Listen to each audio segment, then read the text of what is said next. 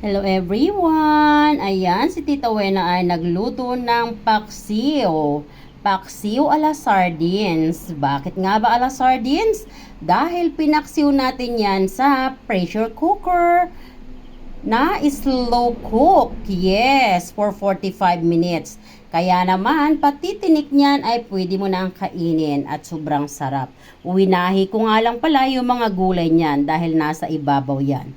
At ang gulay niya guys, alam nyo ba bakit hindi yan nadurog ng mga gulay na yan kahit 45 minutes siya naka-pressure cook? Yes, dahil po pin-pressure cook natin yan sa very slow heat at naluto lang yan sa nilagay natin na apple cider and calamansi juice at syempre sa own fluid ng ating mga gulay. At kaya naman, sobrang sarap nito guys, promise. At sa procedures and ingredients nito, if you are interested, just comment down below and Tita Wena will send you the procedures and ingredients nito.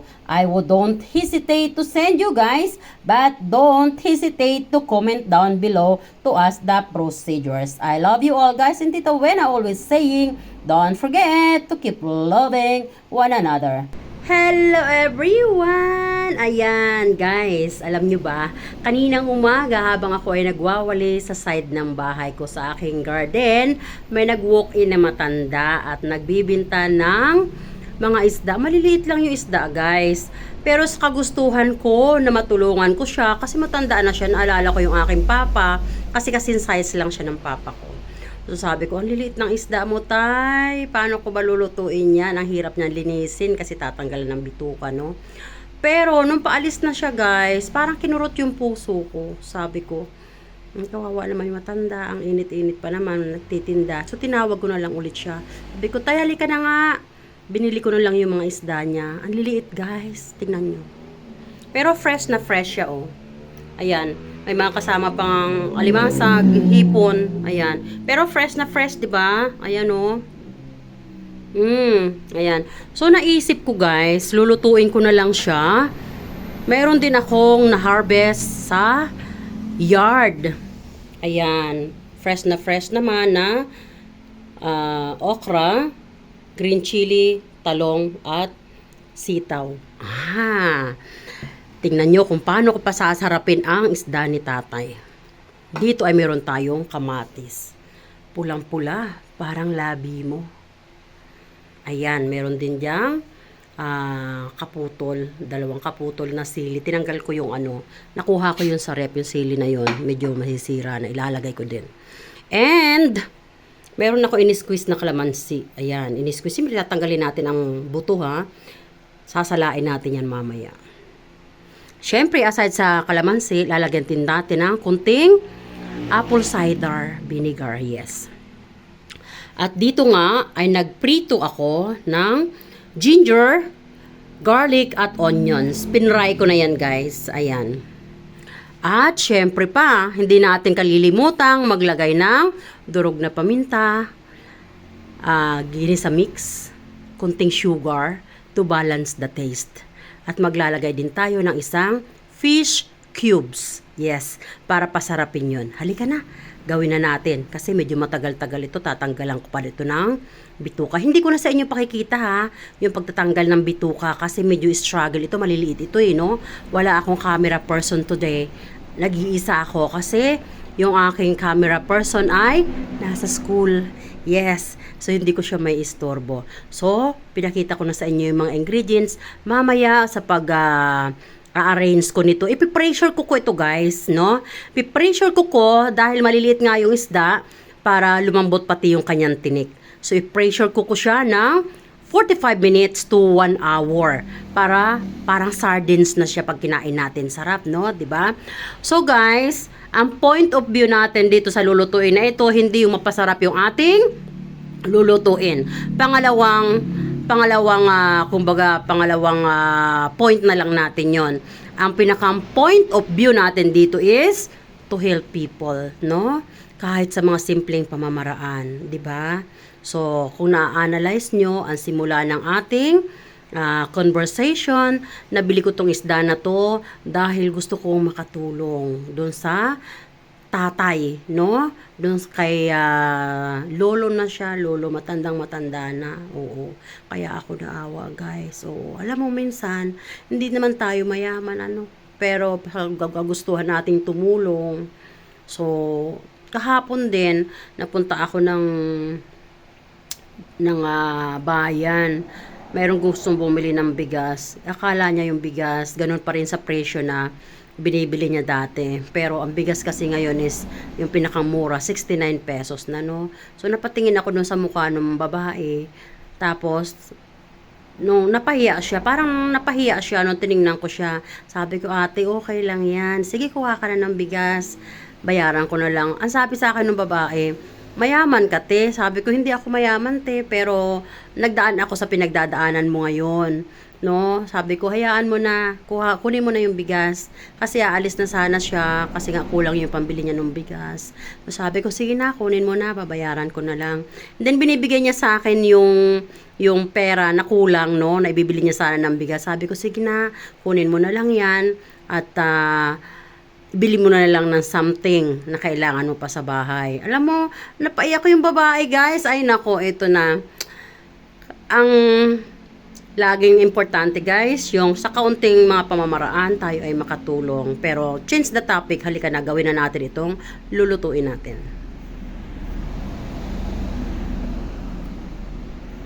So, ayan, guys, natanggalan ko na siya ng bituka. Hindi ko na inubos, guys, kasi medyo struggle yung Lola Wena nyo, no? Ang liliit kasi niyan. Oo, ang liliit kasi. So, hinati ko na lang. Yung iba, may paglulutuan na rin ako ibang putahe. So, ayan, since natanggalan na natin ng bituka, halika na at simulan na nating magluto. So, yun, pakita ko muna sa inyo yung mga ingredients niyan, guys. Kamatis, sili na green, prito na garlic, onions, and ginger. Calamansi, squeeze na calamansi, tinanggalan ko na ng seeds. Apple cider vinegar. At yung ating mga gulay, ayan, sitaw at talong. O hindi kasama to, ha. Panghiwa ko yan. At ang ating freshly harvested na mga okra. Ayan, syempre, diyan, meron din ako nakuha, oh. Sili. Guys, mga tanim ko yan. Yan, o, diba? Nakakatuwa. Medyo bubot pa nga yung sitaw, pero inagad ko na kasi ihahalo ko.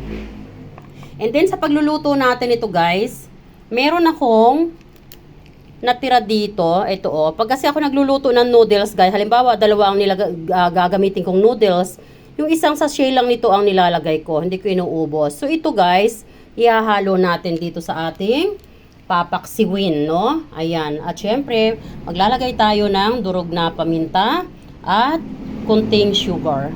Ayan. Syempre, hindi natin makakalimutan ang ginisa mix na partner na Tita Wena sa kusina. Hindi yun sponsor, guys. Pero, kung i-sponsoran ako, syempre, most welcome, Ajinomoto Ginisa Mix Bikini Men. Ayan. At siya nga pala, dito na rin tayo magpapaksiw sa ating pinagprituhan ng mga ingredients. At nagtira nga ako dito ng konting ingredients. Yes. At dito ay ilalagay ko na yung ating mga gulay. Ayan. So, dahil maliliit yung ating mga isda, baka sila dumikit, no? Yan. So, lagyan natin ng sapin. Alam nyo, guys, marami talagang pamamaraan, no?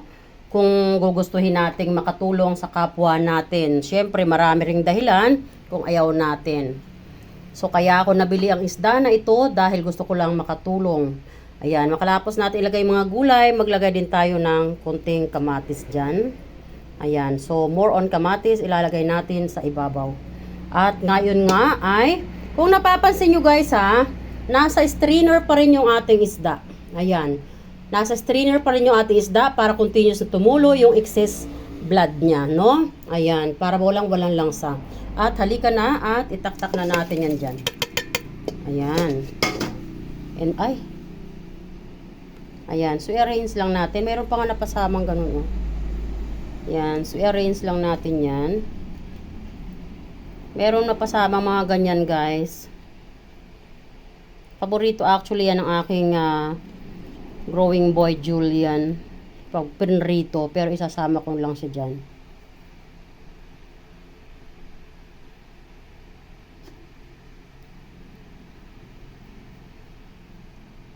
Ayan.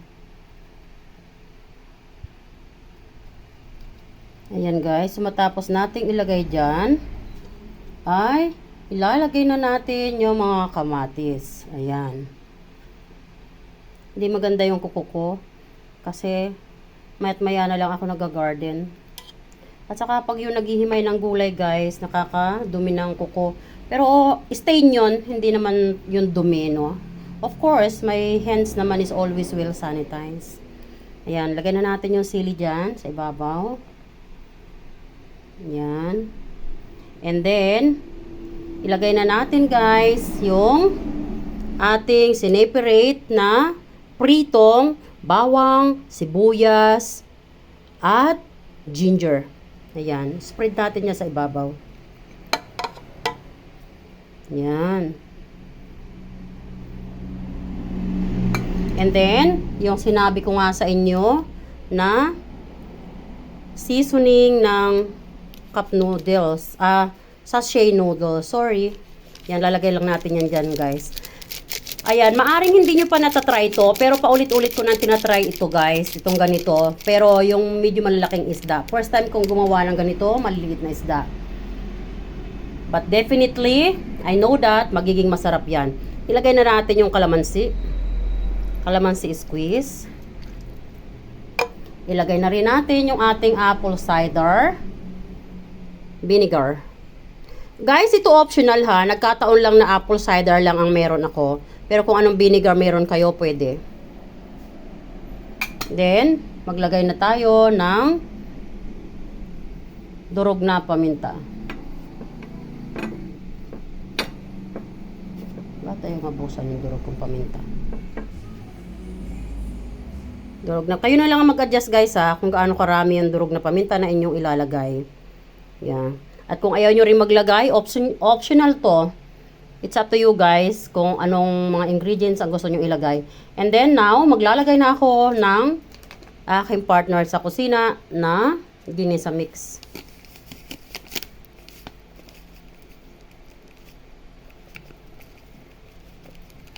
Ayan.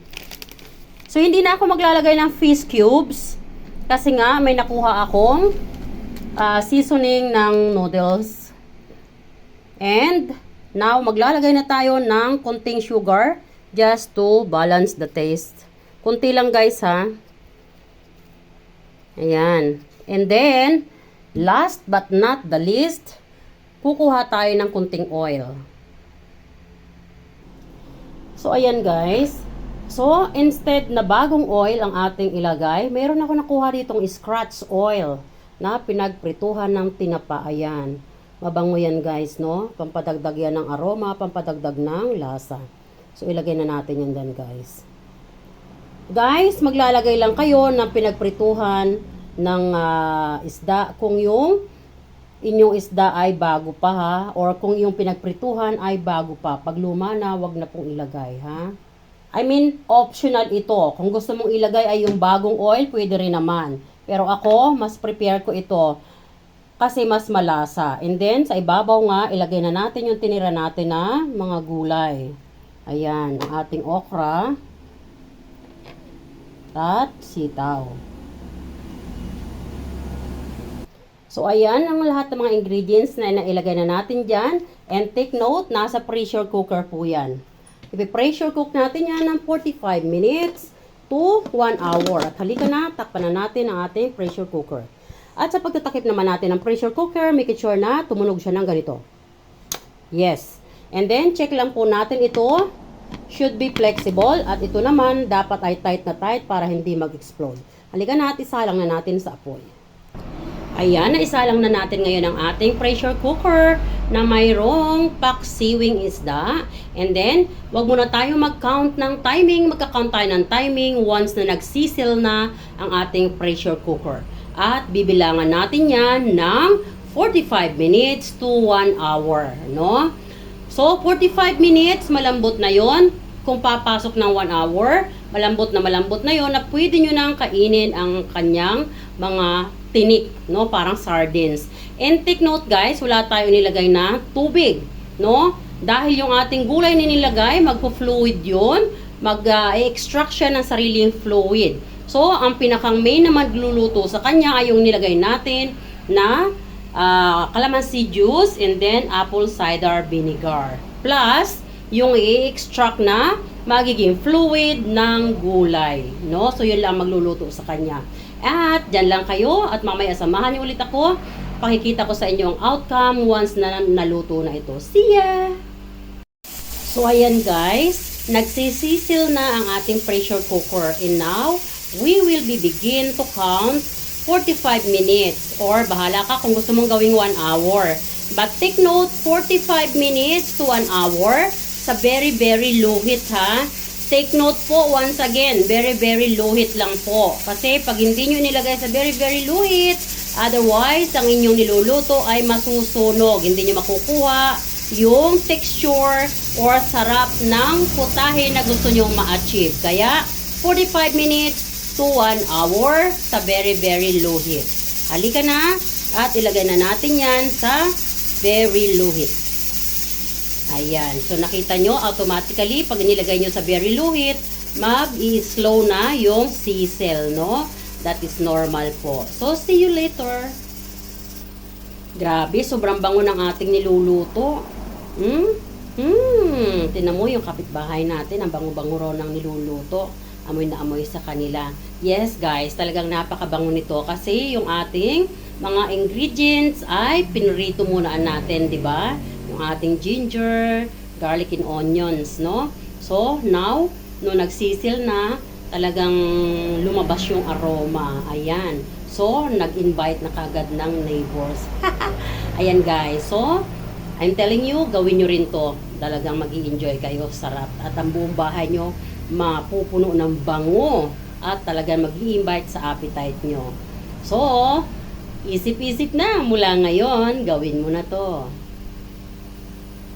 And jaran! Ayan! At after 48 years, sobrang tagal naman. Ay, 45 minutes lang pala.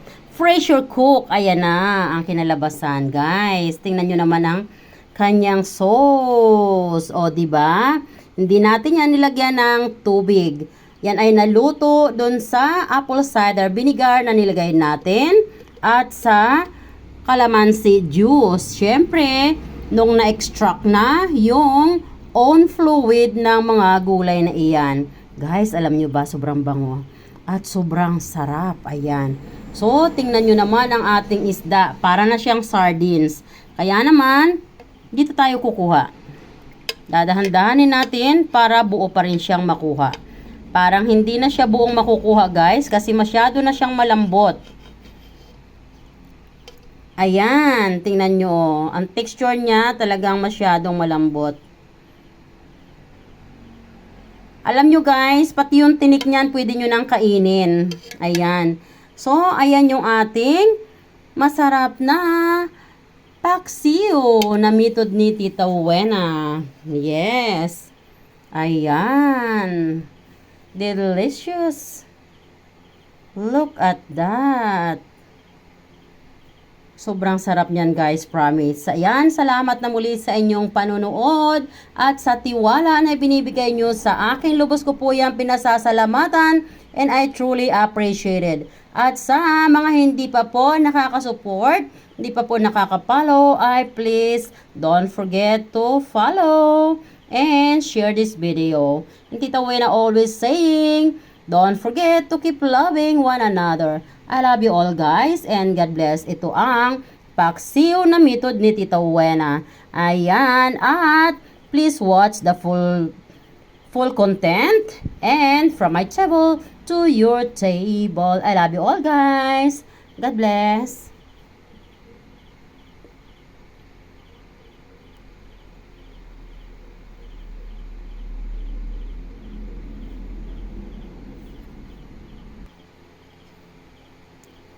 Gusto ko siyang makita nyo guys.